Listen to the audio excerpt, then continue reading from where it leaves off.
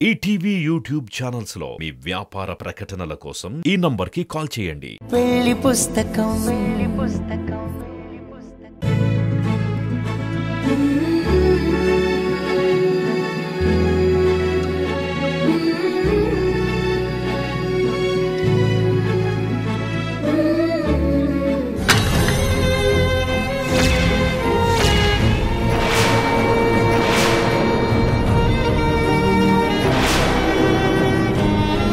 ఏంటండి ఈ అరిష్టం?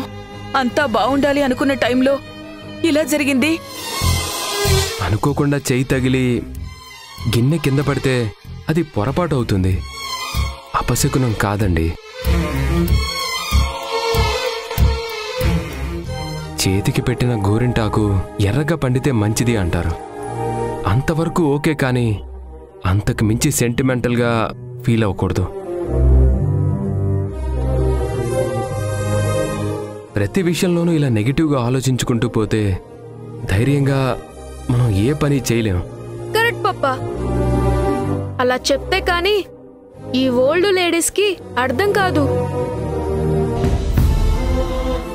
బల్లి పడినా, కుక్కర్చినా, తుమ్మినా ఏదో ఒకటి చెప్తూనే ఉంటారు. అయిందా అండి? ఎక్కువసేపు ఇలా చేయి చాచి ఉంచాలంటే నొప్పిగా ఉంది. సారీ సాక్షి, just 2 minutes.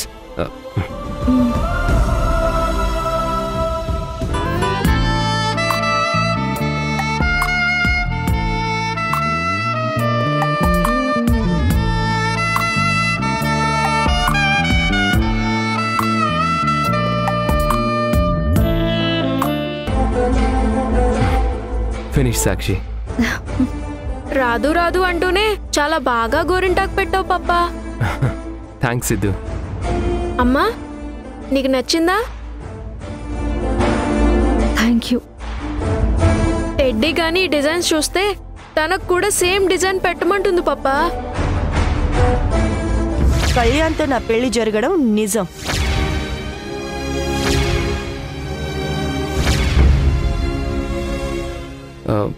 నాకు ఆఫీస్ వర్క్ ఉంది.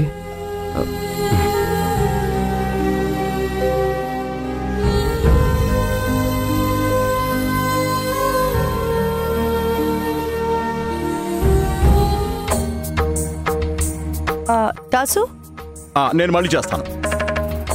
అభి ఎక్కడా? మా మేడం పెళ్లి ప్రిపరేషన్లో ఫుల్ బిజీగా ఉన్నారు మేడం. ఏదో పని మీద బయటికి వెళ్ళారు. క్షణం తీరిక లేదంటే నమ్మండి. కష్టపడని, ఆ కష్టం వృధా కాకుండా మేం చూసుకుంటాము. పెళ్లి పీటల మీద కూర్చునే వరకు ఆ సీక్రెట్ తెలియకుండా ఉంటే చాలు. తెలీదు మేడం. ఒకవేళ తెలిసినా తెలివిగా కవర్ చేయటానికి మీరున్నారు, మా బాస్ ఉన్నారు. బాస్కి తగ్గ దాసువి నువ్వు. ఏదో మీ అభిమానం. కొత్త మేడం. నమస్తే మేడం. నేనిక్కడున్నానని ఎవరు చెప్పారు? ఫోన్ చేయకుండా ఎందుకు వచ్చారు? నేనే రమ్మన్నాను. ఎందుకు కళ్యాణ్? ఏదైనా ఉంటే నా ఇంట్లోనే. సారీ, మన ఇంట్లోనో లేక ఆఫీస్లోనో మాట్లాడుకునే వాళ్ళం కదా.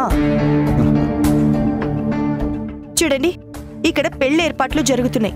మీరు వెళ్ళండి ప్లీజ్. ఆగండి హారిక, వాళ్ళని పిలిచింది ఖాళీ చేతులతో వెనక్కి పంపించడానికి కాదు. నీ పేరు మీదకి ట్రాన్స్ఫర్ చేయించిన మన ఆస్తి మొత్తాన్ని వాళ్ళకి సబ్మిట్ చేయడానికి. దాసు, బాసు, వెళ్ళి ఆ డాక్యుమెంట్స్ తీసుకొనిరా. Okay boss.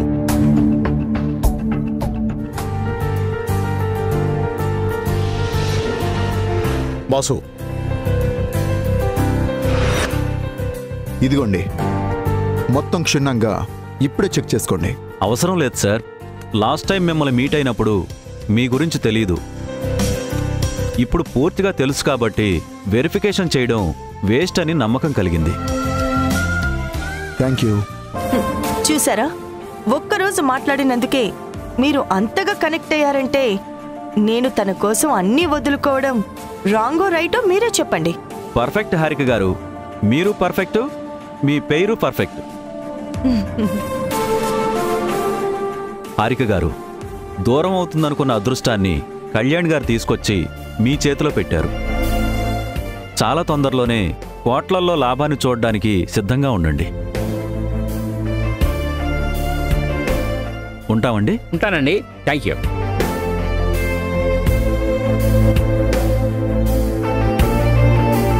Thank you Kalyan. Thank you కాదు డియర్, ఇప్పుడు చెప్పాల్సింది లవ్ యూ. నీ ఆస్తి మొత్తం రాసి నన్ను జీవితాంతం నీ ప్రేమకి బానిసం చేశావు. అలాంటి నీకు ఎన్నిసార్లు లవ్ యూ చెప్పినా తక్కువే. Love you so much Kalyan.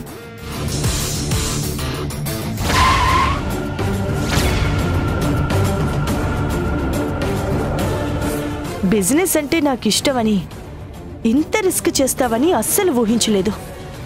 నిజంగా నా జీవితంలోకి వచ్చిన దేవుడివి కళ్యాణ్ నువ్వు. నేను దేవుణ్ణో కాదో తెలియదు, కానీ నువ్వు మాత్రం నా lucky దేవతవి, lucky love గాడెస్వి.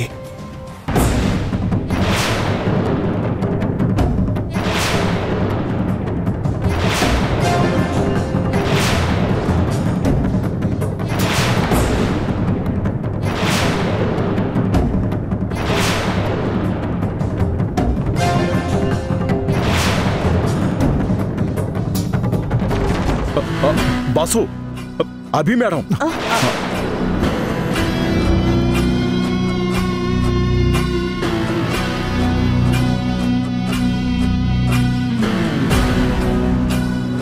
Hi Harika, ఎంతసేపు అయింది వచ్చి? హాఫ్ అన్ అవర్ అవుతుంది.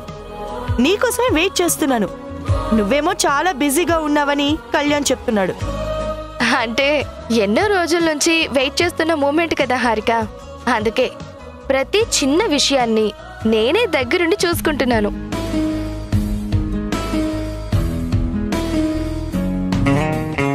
హారిక, నీకు నా మిగతా డ్రెస్సులు, ఆర్నమెంట్స్ అన్ని చూపిస్తాను, నాతో రా. ఓకే. దాసు, హారికని చూస్తుంటే ఏమనిపిస్తుంది? మీ వల్ల బలవబోయే మరొక గొర్రెలా కనిపిస్తుంది. షటప్ దాసు, ఏంటంత చీప్గా మాట్లాడుతున్నావు? హారిక వాల్యూ 10,000 కోట్లు. అంటే మన ఆస్తి కన్నా ఎన్నో రెట్లు ఎక్కువ. అది కూడా మీదే కదా బాసు. ఆ 1,000 కోట్ల కోసం మీ ఆస్తి మొత్తాన్ని ఎరగా వేశారు. ఫ్యూచర్లో ఎంజాయ్ చేస్తారు. ఏడవక దాసు, నీకు కూడా 10,000 ఇస్తానులే. 10,000 కోట్లు వచ్చిన తర్వాత నీ రుణం నాకెందుకు? మహాప్రసాదం. ఎలాగైతేనే మిడిల్ క్లాస్ దరిద్రం మధ్యలోనే వదిలి మల్టీ మిలీనియర్ ఎన్ఆర్ఐ నాకు భార్య కాబోతోంది.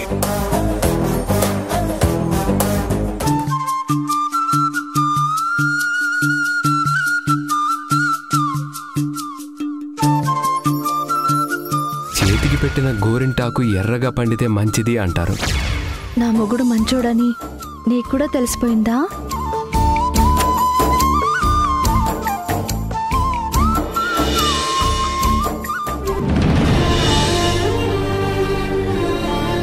టెడ్డీకి ఆ ఫ్యామిలీకి ఎమోషనల్గా కనెక్ట్ అయి కూడా పెళ్లి గురించి, కళ్యాణ్ గురించి ఎందుకు ఇలాంటి డెసిషన్ తీసుకున్నారో పాపం టెడ్డీ ఎంత బాధపడుతుందో.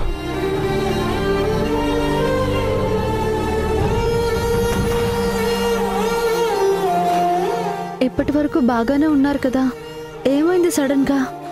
ఒకవేళ వర్క్ ప్రెషర్ ఎక్కువై తలనొప్పిగా ఉందేమో.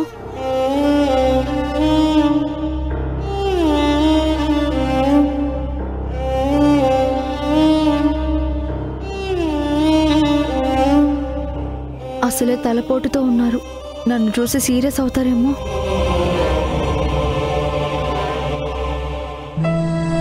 ఏమైందమ్మా ఇక్కడున్నావే? ఆయనకి తలనొప్పిగా ఉన్నట్టుంది, చాలా డిస్టర్బ్డ్గా ఉన్నారు. నేను డీల్ చేస్తాను, మీరు ఇక్కడే ఉండండి. పప్పా, ఏమైంది? ఎందుకలా ఉన్నావు? తలనొప్పిగా ఉందిరా. తలనొప్పా? ఇది తగ్గాలంటే నా దగ్గర ఒక రెమెడీ ఉంది. ఏంట్రా అది? నువ్వు కళ్ళు మూసుకుని అలా రిలాక్స్ అవుతూ ఉండి చెప్తాను. ఏం చేస్తావు? చెప్పను, చేసి చూపిస్తాను. నువ్వు సైలెంట్గా రిలాక్స్ అవ్వు. నువ్వు ముందు కళ్ళు మూసుకో. సరే.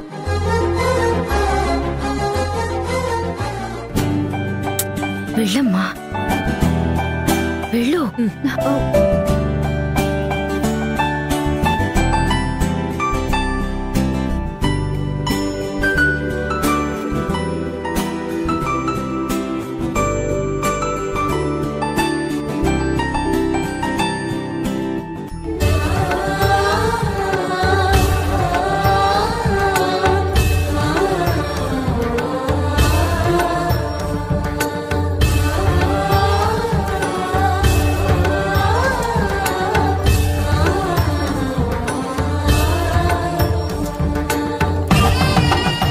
సిద్ధు, నీకు మసాజ్ చేయడం కూడా వచ్చా?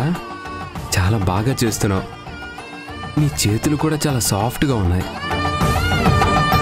ఏం మాట్లాడొద్దని చెప్పాను కదా పప్పా. Sorry sorry.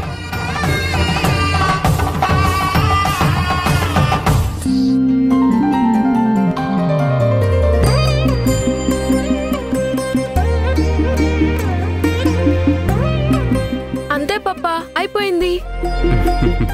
థ్యాంక్స్ రాశి.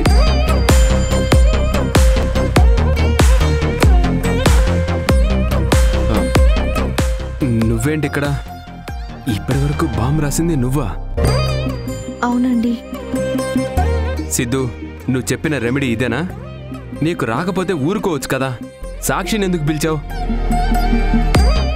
నువ్వైనా చెప్పొచ్చు కదా. అమ్మ రాసింది కారం కాదు, ప్రేమే కదా. దానికే ఎందుకంత సీరియస్ అవుతున్నావు? తనకెందుకు శ్రమ అని. భార్య భర్తకు సహాయం చేయటం శ్రమ కాదు బాబు, బాధ్యత. ఆ బాధ్యత తీసుకోవడానికి మా మధ్య తాళి ఉందే తప్ప ఇంకా బంధం మొదలవలేదండి.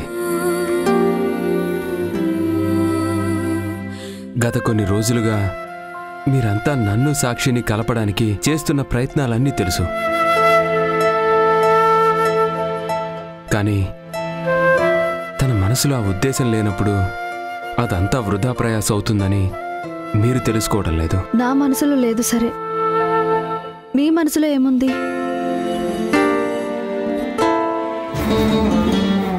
మాట్లాడండి. మనసులో ఉన్నది చెప్తేనే ఎవరు ఏంటా అని తెలిసేది. అపార్థాలు తొలగిపోతాయి. మీరిలా మౌనంగా ఉండటం వల్లే నిజమేంటో తెలిసినా కూడా ఆధారాలు చూసే వరకు నేను ఒప్పుకోలేకపోయాను. నా జీవితం గురించి ఆలోచించి సిద్ధుని నన్ను దూరం చేయాలనుకున్నారే కానీ ఒక్క మాట నాకు డైరెక్ట్గా చెప్పుంటే సిద్ధుకి దూరంగా ఉండి నేను బ్రతకలేను, ఏదో ఒక ఉద్యోగం చూసుకొని ఇక్కడే ఉండిపోతానని చెప్పేదాన్ని కదా.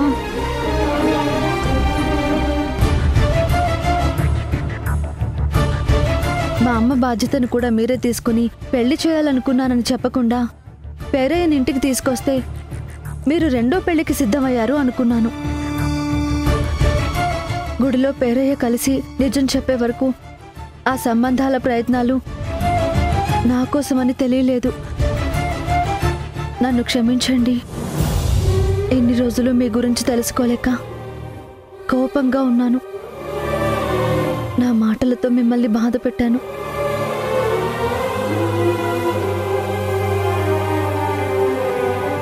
నన్ను క్షమించు. సాక్షి, ఇందులో నీ తప్పేం లేదు సాక్షి.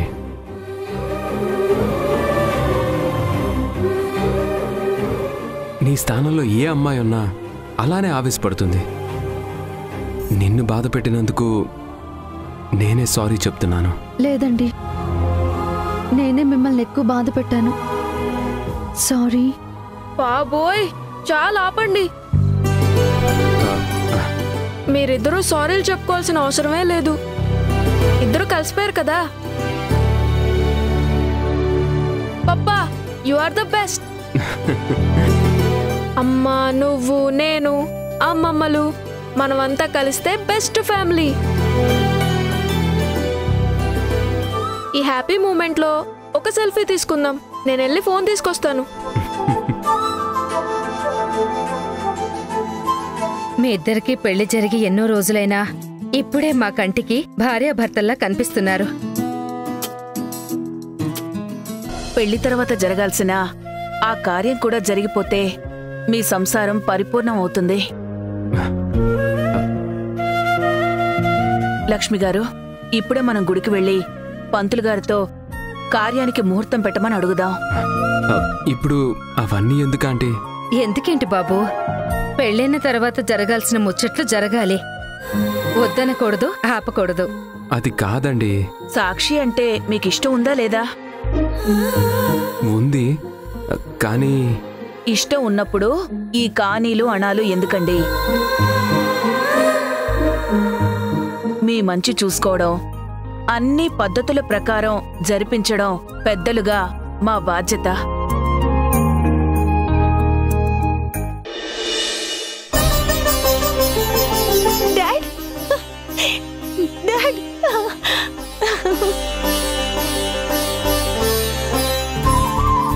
ఏంటమ్మా, ఏమైంది?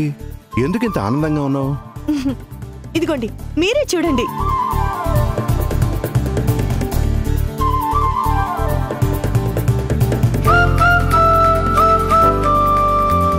కళ్యాణ్ పేరు మీద ఉన్న ప్రాపర్టీస్ అన్ని నీ పేరు మీద రాసేశాడమ్మా. అవును డాడ్, మీ కష్టార్జితాన్ని కాజేసి ఇన్ని రోజులు విలాసంగా బ్రతికాడు. ఇప్పుడు నా నాటకానికి పడిపోయి ఆస్తి మొత్తం రాసిచ్చేశాడు. నాకైతే చాలా సంతోషంగా ఉందమ్మా. అవునమ్మా, కళ్యాణ్ పేరు మీద ఇప్పుడు ఒక్క ప్రాపర్టీ కూడా లేదా? లేదు డాడ్, ఉంటున్న ఇంటితో సహా మొత్తం రాయించుకున్నాను. ఓహో. ఒక అకౌంటెంట్గా మన కంపెనీకి వచ్చినప్పుడు ఎలా ఉన్నాడో మళ్ళీ అదే స్టేజ్కి తీసుకెళ్ళాను. అమ్మా హారిక, మనం కోరుకున్నది సాధించావు కాబట్టి ఇక పెళ్లి డ్రామాకి స్వస్తి చెప్పమ్మా. నీకు కళ్యాణ్కి పెళ్ళన్న వార్త అబద్ధమని మన వాళ్ళందరికీ చెప్పు. లేదు డాడ్, పెళ్లి పీటలు ఎక్కితేనే నా ప్రతీకారం తీరుతుంది. డాడ్, ఈరోజు మన ఆస్తి మనకి దక్కింది, కానీ ఇన్ని రోజులు మన కుటుంబం అనుభవించిన బాధకి కష్టానికి శిక్ష వెయ్యకుండా ఎలా వదిలేస్తాను? కాని అమ్మా, శిక్ష కళ్యాణి కాదమ్మా, నీకు పడుతున్నట్టు అనిపిస్తోంది. సొంత చెల్లి, కన్న కూతురు, ఆఖరికి నందగోపాల్ కూడా నీ గురించి తప్పుగా అనుకుంటున్నారు.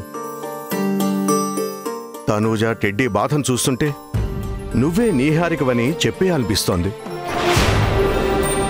కానీ నీ సంకల్పం తెలిసి నోటిని కళ్ళని అదుపులో పెట్టుకోవాల్సి వస్తోందమ్మా. ఇంకొక్క రోజు డాడ్, అంతే. అప్పటి వరకు ఓపిక పట్టండి. అందరూ నా ఆత్మీయులు కాబట్టి నా లైఫ్ నిహారిక లైఫ్లా కాకూడదని అలా మాట్లాడుతున్నారు. కళ్యాణ్ నిజ స్వరూపం అందరి ముందు బయటపడాలని కదా ఇంటింటికి వెళ్ళి స్వయంగా ఆ జంటతోనే అందరినీ ఆహ్వానించేలా చేశాను. అంతా నేను ప్లాన్ చేసినట్టు జరుగుతోంది. ఈ టైంలో ఆగడం, మధ్యలోనే వదిలేయడం నాకిష్టం లేదు. కానీ నీ పరువు, గౌరవం అంతా నీటి బుడగలాంటిది డాడ్. కేర్ చేయాల్సిన అవసరమే లేదు. ఈరోజు అబద్ధాన్ని నిజం అనుకుంటున్న ప్రతి ఒక్కరికి అసలైన నిజమేంటో, ఎందుకలా మాట్లాడాల్సొచ్చిందో ఆధారాలతో సహా ఆ రోజు సమాధానం దొరుకుతుంది. నీకంత నమ్మకం, ఆత్మస్థైర్యం ఉన్నప్పుడు నేను డిస్టర్బ్ చేయను. ఇన్ని రోజులు ఆగిన వాణ్ణి ఒక్కరోజు ఆగలేనా? అలాగే డాడ్, ఇక నేను బయలుదేరుతాను. ఎక్కువసేపు ఇక్కడే ఉంటే ఎవరికైనా అనుమానం వస్తుంది. వస్తాను. అమ్మా, మరి డాక్యుమెంట్స్? అవి మీవి, మీ దగ్గరే ఉంచండి.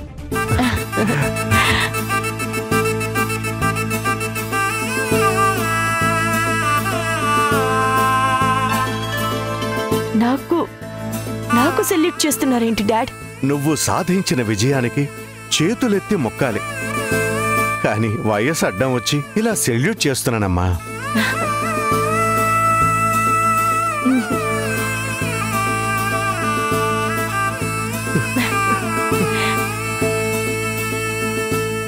వెళ్ళొస్తాను డాడ్. సరేనమ్మా.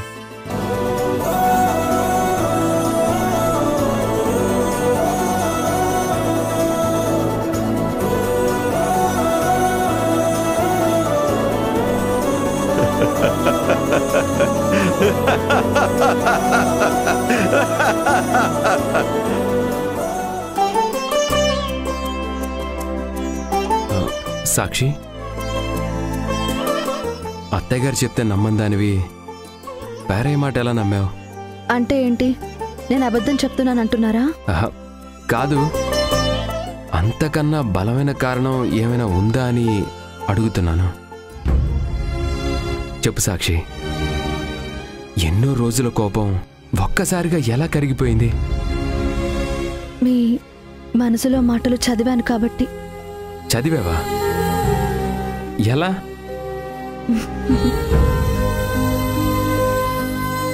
ఇలా. ఏంటి, నా డైరీ చదివావా? అంటే కావాలని కాదు, ఏదో అనుకోకుండా చూశాను, సారీ. అయినా నేను చదవకపోయినా ఏదో ఒకరోజు ఈ మాటలన్నీ నాకు చెప్పాలనుకున్నారు కదా.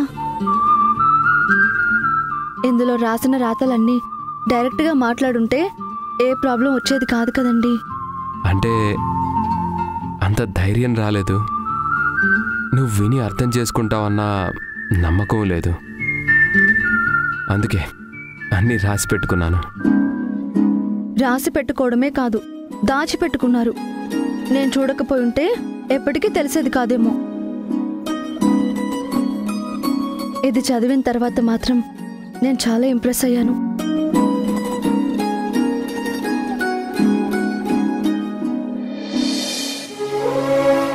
నా జీవితంలో నేనెవ్వరిని బాధ పెట్టలేదు. చిన్నప్పటి నుండి అందరూ నన్ను వదిలి వెళ్ళిపోయారు. చాలు, ఇలా ఇవ్వు. మొత్తం చదవనివ్వండి, నా కోసం రాసిందే కదా. ఇవ్వమని చెప్పానా? నేను ఇవ్వనని చెప్పాను కదా. ఎలా ఇవ్వవో నేను చూస్తా.